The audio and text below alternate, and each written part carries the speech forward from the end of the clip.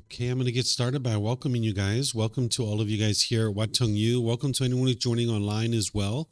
This evening, what I'm going to be doing is guiding you in a meditation session, and then I'm going to share a topic with you from our book, which is titled Developing a Life Practice, The Path That Leads to Enlightenment. This is part of our group learning program where each Sunday I go chapter by chapter in this book. And tonight's chapter is chapter 11, which is titled Meditation, Developing Your Practice. This is where I help students to be able to understand the ins and outs of meditation. So welcome to all of you guys here. Welcome to everyone online as well. If you'd like to join for meditation, the way that I start this is with some chanting to ease into the meditation. It's important to understand that this isn't a rite, ritual, ceremony, worship, or prayer, or anything like this. This just helps you to ease into the meditation and get more benefit out of the meditation itself. Then there's going to be a period of time where I'm just guiding you and helping you to understand how to meditate while I'm actually guiding you. I'm going to be teaching you and instructing you how to meditate while we're doing it. Then there's a period of time of quietness. Then we're going to come out of that with some more chanting, and that's where I'll start today's class. So feel free to make yourself comfortable however you'd like to sit, and then you're welcome to join in on the chanting if you like. Arahang Samma Sambuddho Mahakeva Bhutang Mahakavanang Aphivateyami Savakato Mahakavata Tammo Dhammang Namasami Supatipano Mahakavato Savakasangho Sanghang Namami Namo Tassa Bhagavato Arahato Samma Sambuddhassa Namo Tassa Bhagavato Arahato Samma Sambuddhassa Namo Tassa Bhagavato Arahato Samma Sambuddhassa Iti piso Mahakava Arahang Samma Sambuddho Vichacharanang Sammuno Sakato Rokavitu Anutero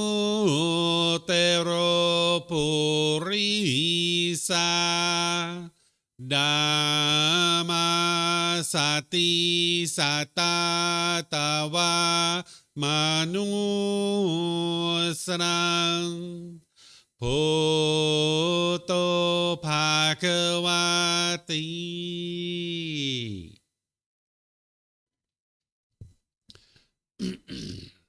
Okay, with the lower body and hands and arms comfortable, and the upper body erect.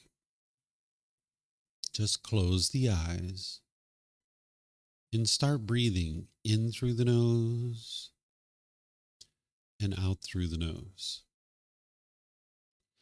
Here you're just looking to establish the breath, a nice, natural, steady, consistent breath. Not forced or controlled, just a gradual inhale through the nose, experiencing the full breath. And then whenever you're ready, exhale out through the nose. Breathing in and out.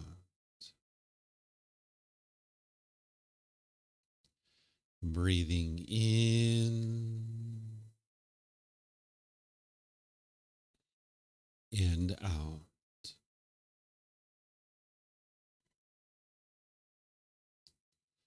Your breath may not match up with the guidance that I'm providing, and that's okay. This is your practice. I'm just here for guidance. You can use this voice as a reminder that whenever you get to the next inhale, breathing gradually through the nose, developing a nice, natural, steady, consistent breath. And then whenever you're ready, exhale out through the nose, experiencing the full breath.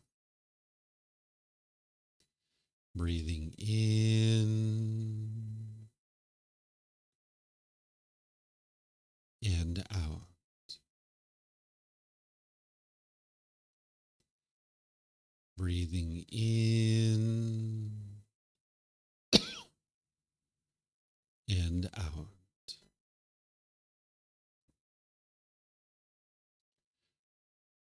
With the breath well established, start fixating the mind on the breath, either the sound of the breath coming into the nose or the sensation of air moving over the skin into the nose.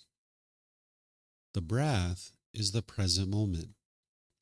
Fixate the mind on the breath, the present moment. Breathing in and out.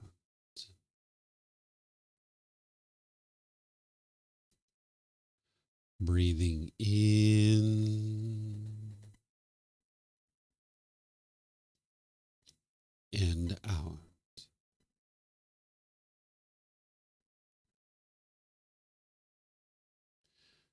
With the mind fixated on the breath, whenever you notice that it moves off the breath, cut that off, let it go, and come back to the breath, the present moment. No need to observe the thought, label it, judge it, analyze it, or even try to figure out where it's coming from. Whenever you notice that the mind is moved off the breath, cut that off, let it go, and come back to the breath, the present moment. Breathing in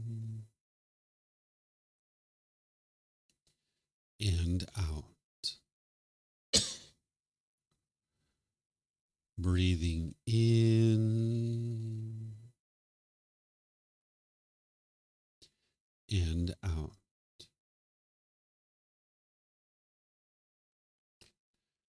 I'm going to be quiet now and let you do this work of focusing on the breath, cutting off and letting go anytime the mind moves off the breath.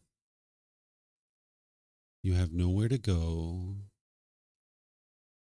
There's nothing to do. No one needs you right now. This is your time to focus on the breath. Breathing in and out.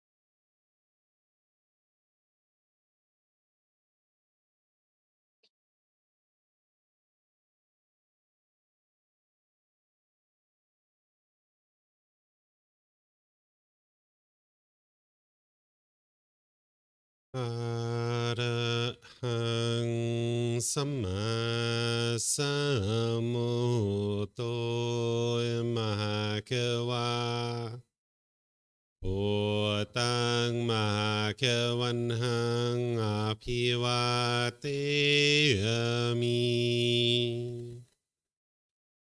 สวากขาโตมหะคะวตาธัมโมธัมมังนามัสสามิสุปฏิปันโนมหะคะวะโตสาวกสังโฆสังฆังนามามินะโมตัสสะภะคะวะโตอะระหะโตสัมมาสัมพุทธัสสะนะโมตัสสะภะคะวะโตอะระหะโตสัมมาสัมพุทธัสสะนะโมตัสสะภะคะวะโตอะระหะโตสัมมาสัมพุทธัสสะอิติปิโสมหะคะวะอะระหังสัมมาสัมพุทโธวิจาจารณังสัมมุโนสกาโตโรกาวิตูอนุเตโรปุริสาดามาสติสัตตาตาวามนุสนังพุทโธภะคะวะติ Okay, if you guys would like to slowly make your way out of meditation. Once again, good evening to all of you guys. Nice to see everyone here. Welcome to everyone online as well.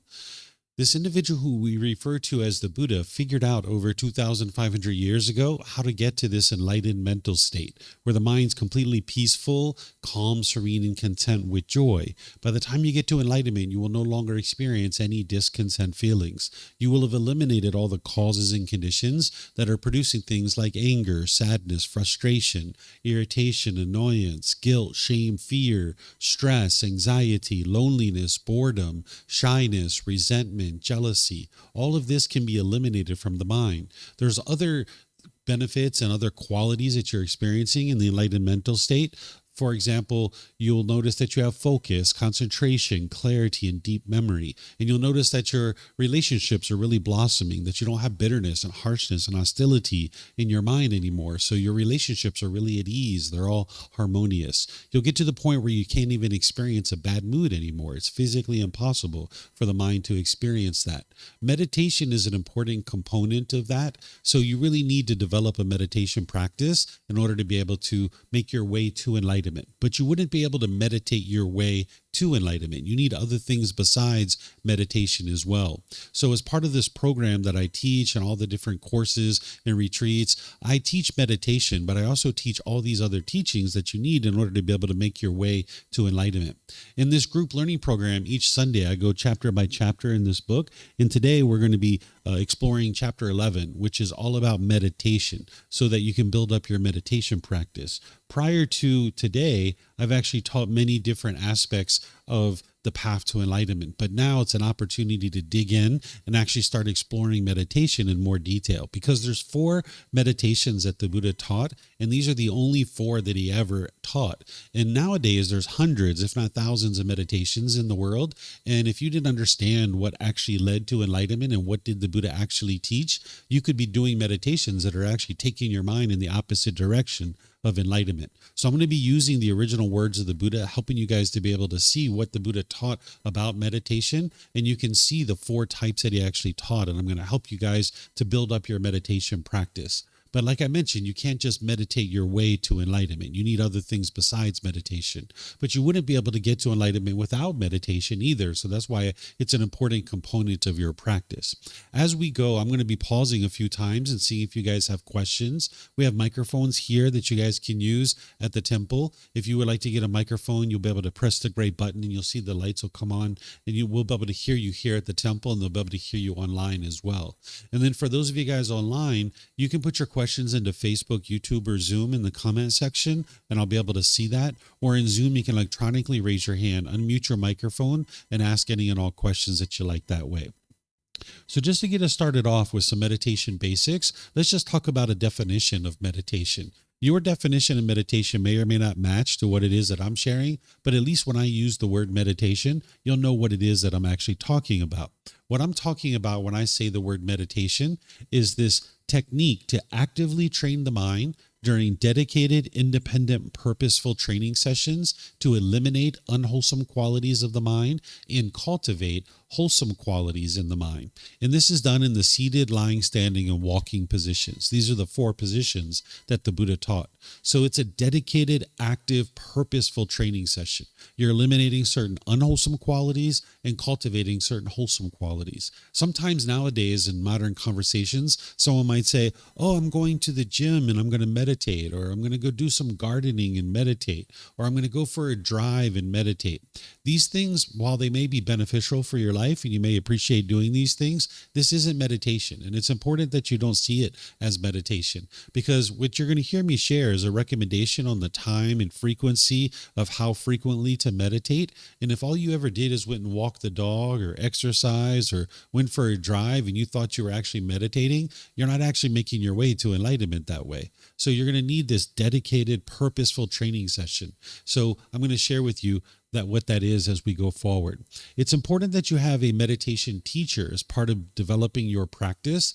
There's only one type of person that could get to enlightenment without the help of any teachers or any guides, and that type of individual is very rare in the world. It's actually a Buddha. That's what a Buddha is they get to enlightenment by themselves without the help of any teachers or any guides. They dedicate the rest of their life to sharing their independently discovered teachings with countless people, and countless people will get to enlightenment during that person's lifetime. Then they will preserve their teachings in such a way that countless more people will get to enlightenment after their death. So this type of individual is very rare in the world. The last one that the world's currently aware of existed over 2,500 years ago. So you're going to need a teacher, somebody to help you. Whether you consider that person to be me or somebody else, that's a choice for you to make. But just understand that there's no expectation from me on what you should or shouldn't be doing as a student, but you're always welcome to reach out. Even if I don't hear from you for 5 years, 10 years, whatever it may be, you can reach out to me at any point and say, hey, David, I need help. Here's what's happening in my meditation. Can you give me some suggestions? I'll be pleased to help you. So you're going to need this meditation teacher. And whether it's me or someone else, you need to be able to reach out to someone and ask for help, because you can't ask a book questions. You're going to need somebody to interact with. Then there's these 4 positions that the Buddha taught: seated, lying, standing, and walking. And these positions are actually beneficial and used in different ways. It's kind of like a tool belt, that you have these different tools that you're erecting and you use these different tools at different times. So I'll explain to you guys these positions, and then I'll share with you how I've used them, and you can try to use them in these same situations too. But this practice isn't about believing me. It's not about following me. You are your own independent practitioner. You can take what it is that I'm sharing with you as information, and then you can use that and try to see if these positions work for you in those same situations too. And maybe you even come up with other ways that you use these positions. So there's the seated position, which is kind of like the primary position that most people usually meditate in. You can sit on the floor, in a chair, maybe on a bench or a sofa or a wheelchair. This is a primary form of training that a lot of people will use this particular meditation position. If you're on the floor, you usually have some cushions under your rear. And if you're going to cross your legs, you like to just do that lightly. Whereas if they're real tight, it can impede in circulation in the lower body.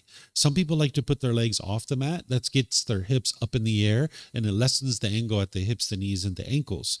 The Buddha put his right hand over his left with his thumbs together, and he put this into his lap. But this practice isn't about everyone doing it exactly the same way. There's other options. Some people like to put their palms on their thighs or their knees. Some people put their palms up. Some people rest their hands comfortably in their lap. So you can put your hands and arms wherever you like. The same thing's true if you're in a chair or a bench or a sofa or a wheelchair. You can also sit however you like. Some people like to put their feet flat on the floor or lightly cross at the ankles, but you can see me sitting in a chair here with my legs crossed, so that's an option too. It's helpful if the upper body is erect with the sternum up and the shoulders back, because it'll keep the mind attentive and alert during the meditation, because it's a dedicated, active, purposeful training session. Whereas if you were slouched, the mind would have a tendency to be dull or lethargic. But if you're real rigid, the mind could be overactive or uptight. So having the sternum up and shoulders back keeps the mind attentive and alert, and it makes it easy for you to breathe in through the nose and out through the nose. So this position is something that you could really use at any time, no matter where you are, and it's very readily accessible to most people. But when you're in this seated position, you might notice that you have aches and pains that kind of come up sometimes. And that's where the lying position comes in, that you can lie on the floor face up and just put your arms out to the side. If you've ever done yoga, they call this resting pose or corpse pose. Some people call it shavasana. This is where all your muscles are completely relaxed. You're doing the same thing with the mind. It's just that you're changing the body position to relax all the muscles. But then in the seated and the lying position, sometimes you might notice that you fall asleep, or you have a tendency to get drowsy and fall asleep.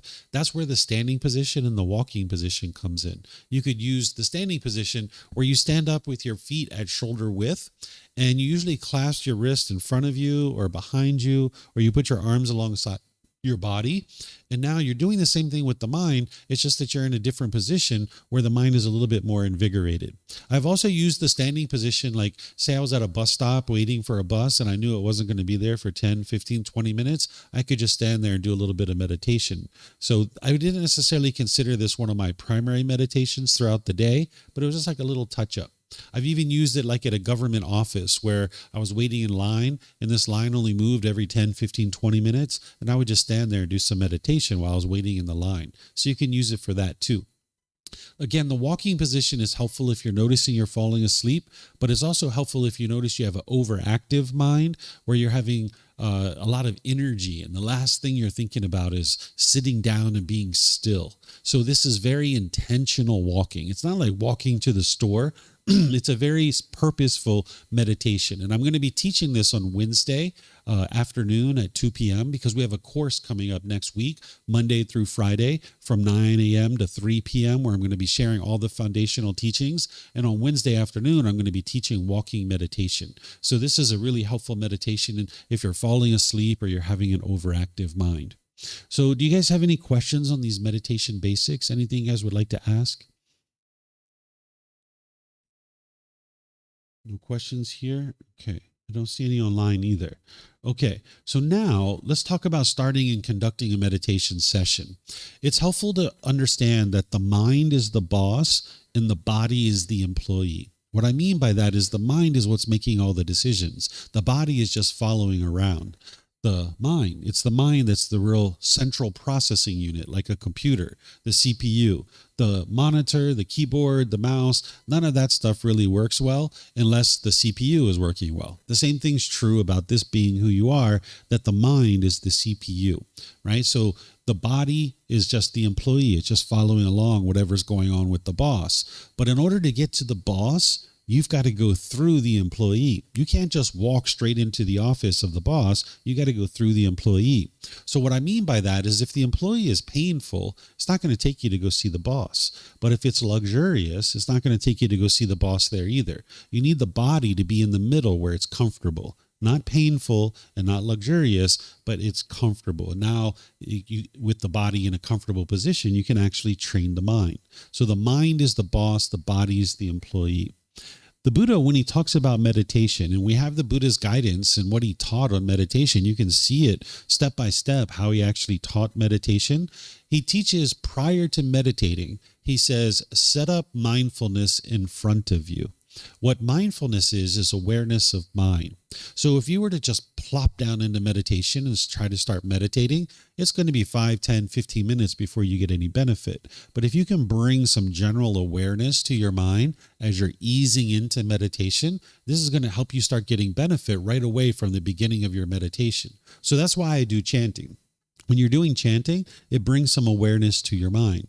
You don't have to actually chant nowadays in order to get to enlightenment, where during the lifetime of the Buddha, you had to chant in order to get to enlightenment because that's how they committed the teachings to memory. Every 2 weeks, they would recite his teachings orally, and this is how they were able to remember them. So this is the one thing that I teach, which is chanting, that if you didn't do that, you would actually still be able to get to enlightenment. Where all the other things that I teach, you would need this in order to be able to get to enlightenment.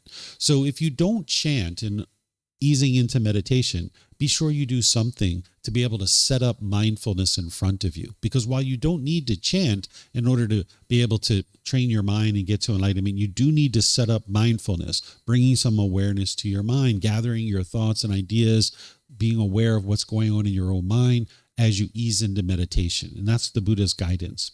In terms of your time, frequency, and schedule of meditation, I can share with you right now that you're not going to be able to meditate at exactly the same time every day. It's not possible. Because of the universal truth of impermanence, it's not going to be possible. I've been meditating before in my room early in the morning, and my son walks in and says, "Dad, I need you to take me to school." I'm like, "Oh, really? I thought your mom was going to take you to school." He's like, "Yeah, me too, but she's not even here. I don't know where she's at. I need you to take me to school." So I was like, all right, well, I guess I'm taking you to school then, right? So you're going to have things that happen from time to time that are going to take you in a different direction where you're not going to actually be able to meditate. So it's important to keep in mind that you're not going to be able to meditate at exactly the same time every day. And the Buddha didn't meditate at exactly the same time every day either. The way that we know that is because in his teachings, it's shared that he meditated morning, middle of the day, and evening. Those are the 3 times that he actually meditated. We also know this because exact time wasn't invented yet, but during the lifetime of the Buddha, 2,500 years ago, they didn't have a watch. They didn't have timepieces back then, right? They weren't able to keep accurate time. It wasn't until much later that they invented the clock, right? So if you ever hear somebody tell you that you have to meditate at exactly 3:30 a.m. every morning in order to be able to get to enlightenment, you know right away this isn't true, because the universal truth of impermanence, you can't meditate at the same time every day.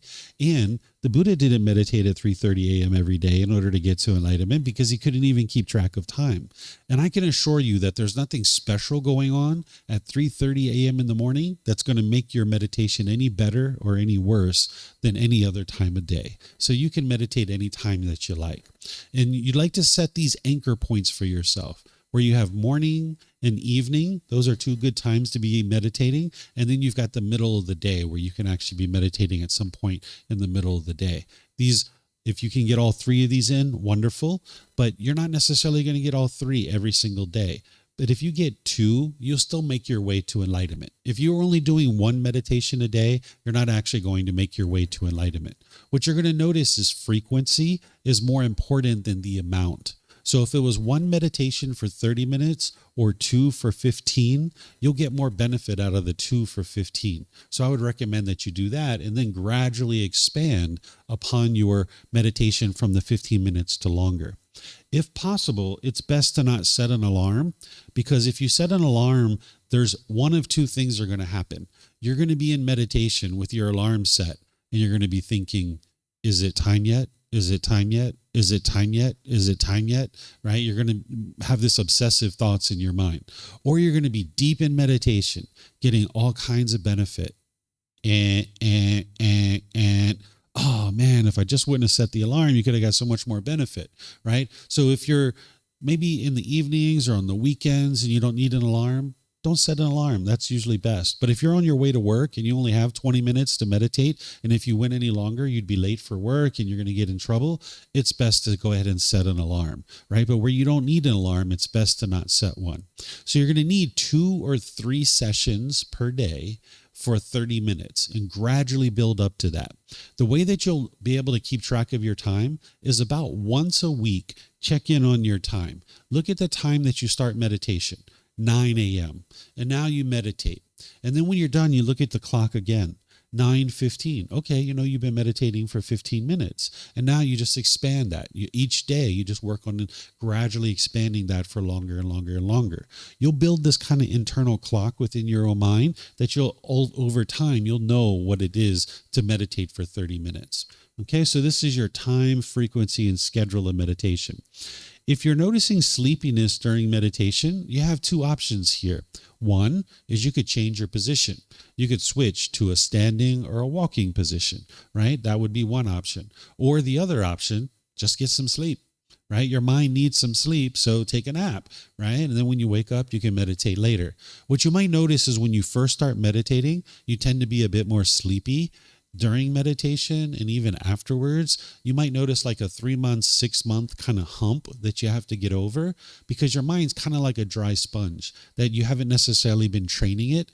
And now that you start training your mind, you can get a little bit sleepy. It's kind of like if you have never been to the gym and it's been a very long time since you've been to the gym working out. If you go to the gym and work out, you'll be a bit tired having worked out, right? But after you do that several times, several months, over time, it's no big deal. It's just part of your day that you work out in the gym. So it's the same thing with the mind, that you might notice this little hump that you have to get over as you're training your mind. You might notice some sleepiness. So you can either switch positions or you can just take a nap and then meditate when you wake up. You might notice some physical sensations during your meditation. What I mean by that is like itching sensations or things like this. If you're noticing these kinds of things, what I would encourage you to do is to not itch if you don't need to. But you might be in meditation with an urge to itch. And if you notice that, try to extend that as long as possible where you don't actually itch, because this is your mind craving permanent comfort of the body. And if you can go through the whole life cycle of that itch, it'll actually be really helpful for your mind, because what you're doing is you're training your mind to be comfortable with this impermanence, that this itch is going to arise, it's going to change, and it's going to fade away. So if you went maybe 5 seconds and you just have that overwhelming urge to itch, okay, go ahead and scratch the itch. But now next time, try to make it 8 seconds or 10 or 12 and gradually make it longer and longer to the point where you're unaffected. You can see the itch, you know that it's there, and then it changes and then it fades away. And now your mind was unaffected by that impermanence. You might notice you have visual stimulation during your meditation. What I mean by this is like sometimes you might see certain colors or certain images in your mind because sight is actually occurring inside the brain. The eye is actually just bringing in light, but even with your eyes closed, you can still see things, right? Sometimes people contact me and they're like, David, I had these green colors in my meditation. Does that mean I'm going to get rich? Or I saw the color purple. Does that mean my boyfriend or girlfriend's going to come back to me? It doesn't mean that. I'll explain to you what's actually happening. You're training the mind, which is non-physical, it's non-tangible.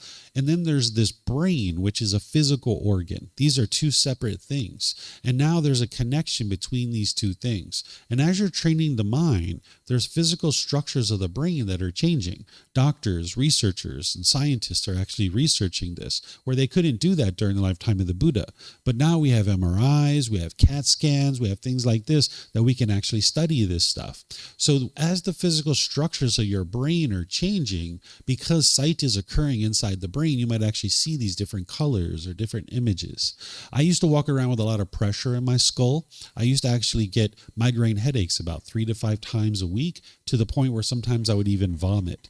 And now I don't have that anymore. I don't have the pressure in my skull. I don't have the migraine headaches. All those changes have taken place, right? I actually even heard this sometimes when I was meditating inside the skull. It was like, you can actually hear it sometimes. So if these kinds of things are happening where you're seeing colors or images, or you're hearing those sounds of the physical structures of the brain changing, or you feel pressure that's changing in your skull, this is all normal, because you're actually creating this beneficial changes to the brain. And what doctors are seeing is once you train your mind to a certain point with these practices, that it never regresses backwards. It never changes back to the way that it was before, because you're experiencing these beneficial changes to the way the brain is functioning. So the Buddha talked about this as well, but he talked about it related to the mind. So you might notice visual stimulation. If you've been taught to meditate with external stimulus, what I mean by this is like candles or beads or incense, things like this, music, phone apps. That's where you are right now.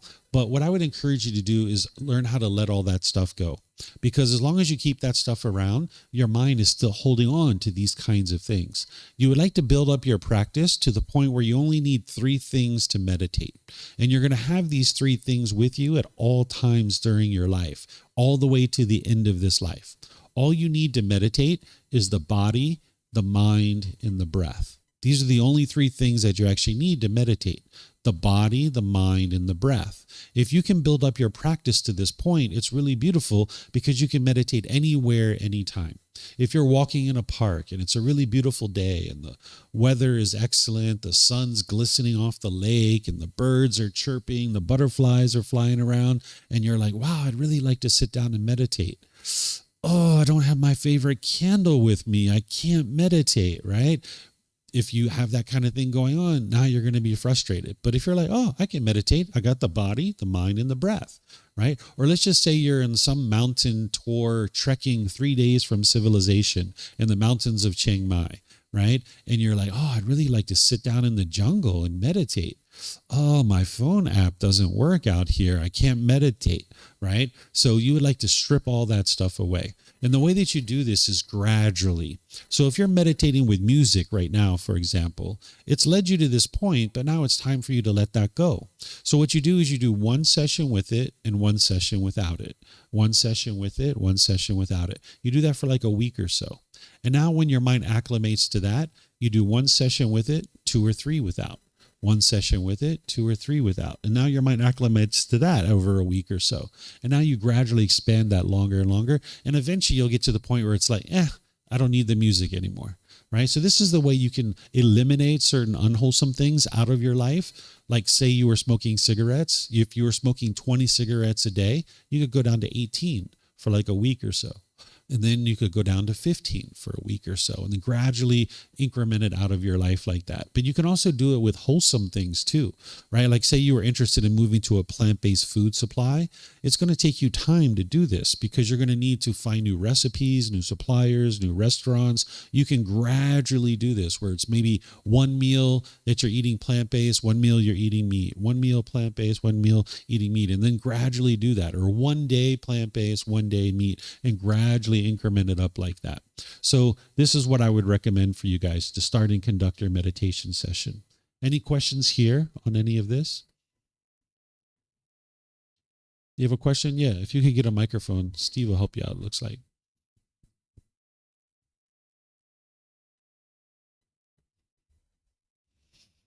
I heard a meditation teacher once say that consistency is key. And he used the metaphor of a bucket of water. If you threw it onto a rock, nothing would happen.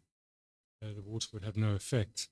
But if you dripped water daily, over time it would wear that rock away. Mm-hmm. So I always remember that. Just being consistent, not erratic and sporadic about one's practice. Yeah. Do you have a question on that? Are you checking to see if that's true? Yeah, just your thoughts on consistency. Yeah. Sure. Yeah, that's what you'll notice is that your enlightenment isn't going to be determined based on if you miss meditation today or not. Your enlightenment is going to be determined based on over the next several years, can you string together enough meditation where you're consistently meditating? And if you miss a meditation here and there, it's going to happen. That's impermanence. So if you took, say, 2 meditations a day for 30 days, which is a month, that means you're meditating about 60 times a month. But if you get 52, 53, 54, you're still making your way to enlightenment. It's just you're consistently building up your practice. So you don't have to put this pressure on yourself to meditate, in a certain schedule, but just try to get to that ballpark of about 60 per month. That's what you'd like to build up to. And now if you look at your meditation and you miss a session, if that becomes 1 week, 1 month, 1 year where you're not meditating, you're not going to get to enlightenment. But if you're like, I missed meditation this morning, let me get back on that. Let me, get down to some meditation tonight. And now you're making your way to enlightenment. So you're going to miss meditation here and there, especially when you first start building up your practice. Thank you. Yep.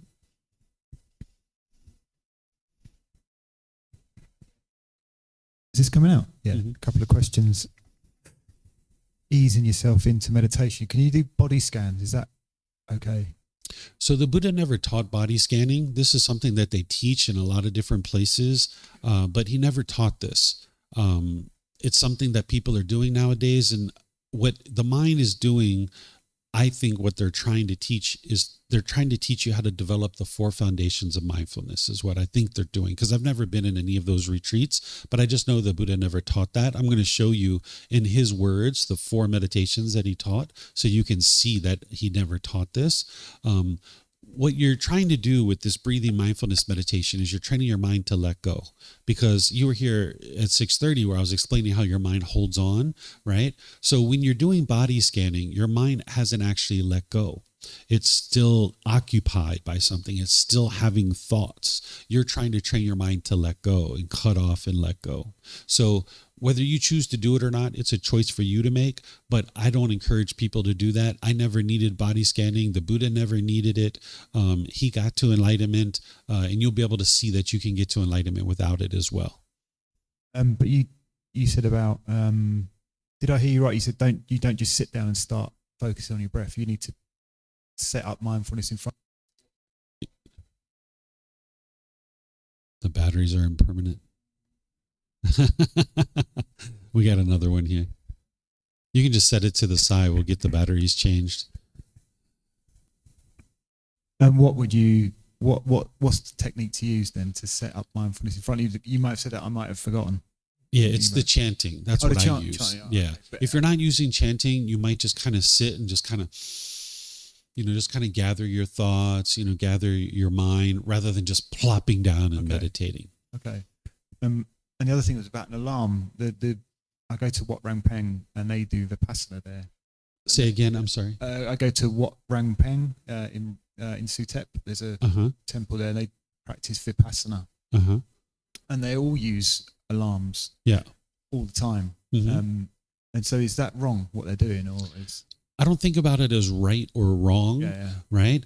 But what you're doing is you're getting your meditation practice and all your other practices back to what the Buddha did during his lifetime, because that's what's actually going to lead to enlightenment. All these modifications and changes that people are making, this isn't going to lead to enlightenment. And he cautioned people during his life not to change his teachings. So he didn't have an alarm. He didn't use an alarm. And the reason why is because your mind's going to do one of those 2 things. You're either going to be, is it time yet? Is it time yet? Is it time yet? Or you're going to be deep in meditation, getting all kinds of benefit, and your alarm's going to go off.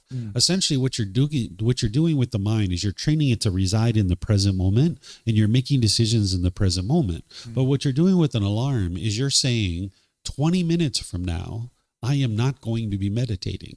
You're trying to make a decision from 20 minutes from now, what you may or may not be doing. And you don't necessarily know that. So where you don't need an alarm, it's best to not use one.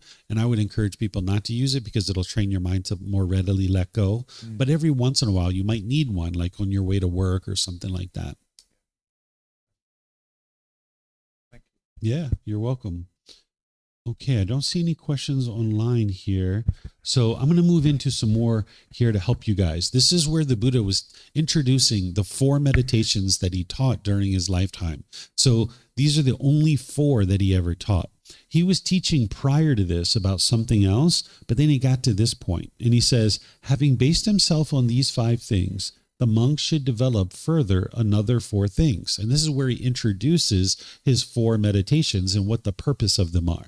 He says, the perception of unattractiveness of the body should be developed to abandon lust. This is a meditation to eliminate sexual cravings, because if you have really high sexual cravings, this can produce agitation and frustration in your mind. Because while you're having sex, you'll feel really great. But when you're not having sex, you'll be angry or frustrated or agitated or annoyed. So you can actually reduce or eliminate your sexual cravings. And there's a meditation to help you do that. Loving kindness should be developed to abandon ill will. This is a meditation that essentially rewires the mind to eliminate anger, hatred, and ill will, and all the lesser versions like frustration, agitation, annoyance, even the slightest dislike.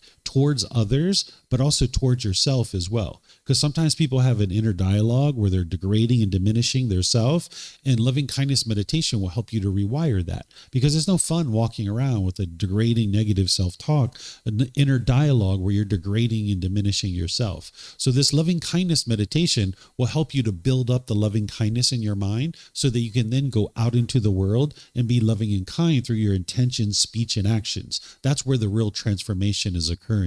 Oftentimes people think that when they have difficulties in relationships, the way to solve this is to change the other person. But this doesn't actually work. The way that you change your relationships is you got to change your own mind. And by changing your mind, now you can go out into the world and be loving and kind, and you'll see that your relationships really improve.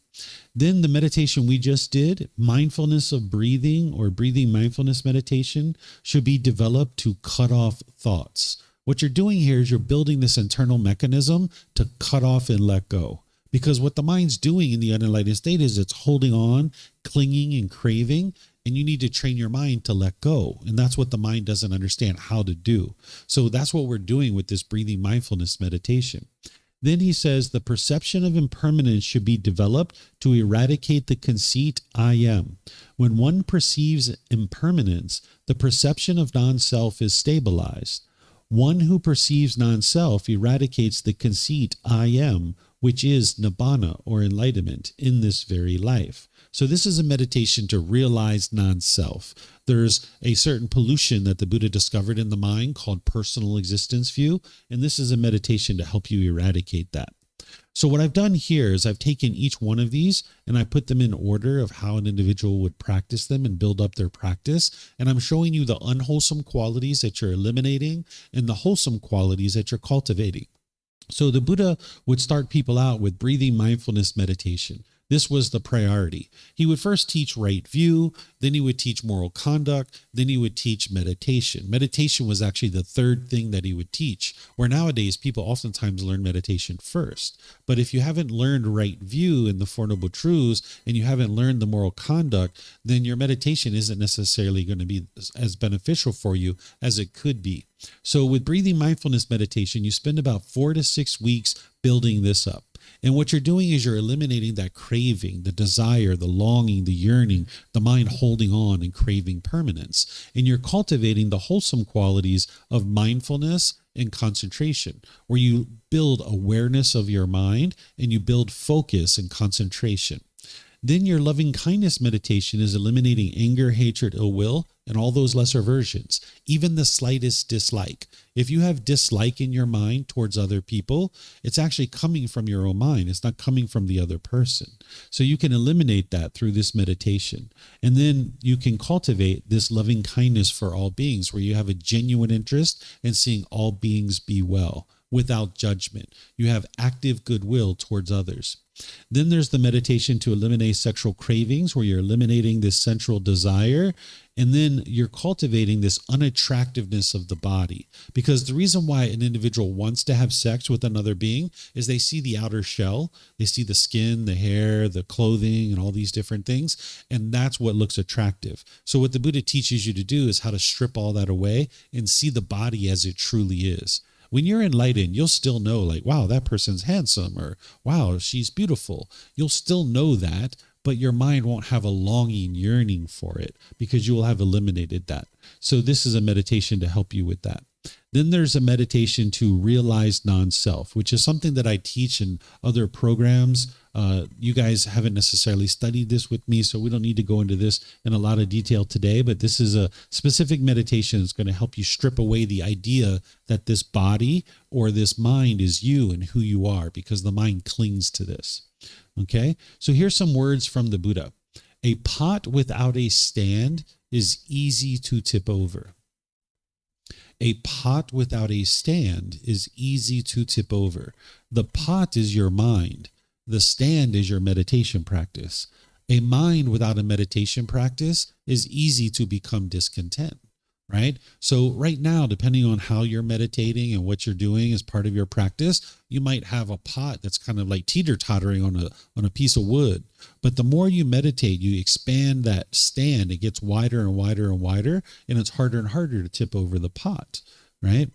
here the Buddha is talking about breathing mindfulness meditation, and he's talking about the purpose of it. He says, monks, there is one thing that when developed and cultivated leads exclusively to liberation, to freedom from strong feelings, to elimination, to peace, to direct knowledge, experience, to enlightenment, to nibbana. What is that one thing? Mindfulness of breathing, breathing mindfulness meditation. This is that one thing that, when developed and cultivated, leads exclusively to liberation, to freedom from strong feelings, to elimination, to peace, to direct knowledge or experience, to enlightenment, to nibbana. So he's saying there's one goal for this meditation, is to get you to enlightenment. That's the purpose. That's the goal. He's not saying you only need one thing to get to enlightenment. Otherwise, we wouldn't have 45 volumes of books that are this thick. You would have just taught meditation and that's it. It's kind of like saying your car. It leads to one thing, which is transportation. But you need more than just transportation to be able to survive. You need food, clothing, shelter, medical care, things like this, right? So he's helping you to see that there's one purpose for this meditation, which is to get you to enlightenment. So breathing mindfulness meditation, you're focused on the breath, and anytime the mind moves off the breath, you cut that off and let it go and bring the mind back to the breath. Your goal here isn't to eliminate your thoughts. It's to notice your thoughts sooner and sooner and cut them off and let them go easier and easier. You're going to have thoughts during your meditation. Even an enlightened being has thoughts during their meditation, but they notice it right away and they cut it off and let it go, and they have quietness and stillness between their thoughts. Where in the unenlightened state, you'll have a bombardment of thoughts, or you'll follow your thought, look at it, indulge in it. 2 or 3 minutes down the road, you realize that you're meditating, and then you bring your mind back to the breath. So you would like to get to the point where you notice your thoughts sooner and sooner and cut them off and let them go easier and easier. In meditation, you're cutting off everything and anything that's coming up, whether it's wholesome, whether it's unwholesome. You're cutting off everything and anything because you're exercising the mind and training the mind. But in your day-to-day life, you're only cutting off the unwholesome thoughts, right? If you're thinking about calling your mom and taking her out to lunch or breakfast, no need to cut that off, right? That's a wholesome thought. You're practicing generosity with your mom.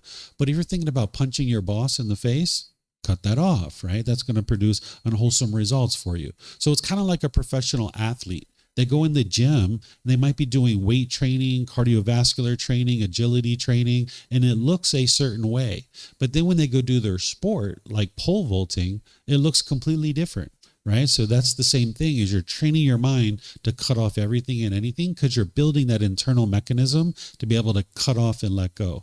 But in day-to-day life, you're only cutting off the unwholesome thoughts. Okay, so this is breathing mindfulness meditation.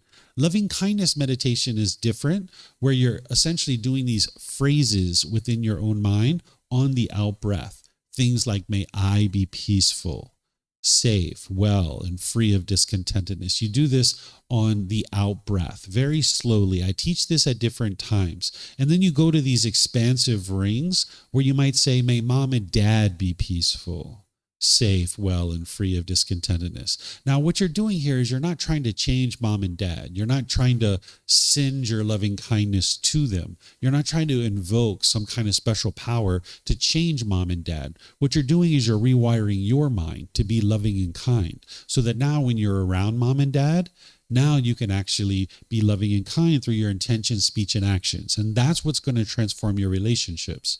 Not that you could meditate 23 hours a day, but let's just say you could meditate 23 hours a day. And if you went out for 1 hour a day and you were actually interacting with people in a bitter and harsh and hostile way, you're not anywhere close to enlightenment, right? So the real transformation is occurring in your day-to-day life. The meditation is exercising your mind, building up qualities that you need to then go out into the world and practice those qualities in your day-to-day life. So this is going to build up your loving kindness. It's like filling up the gas tank, and then you go out into the world and you practice through your intention, speech, and actions to be loving and kind. Okay?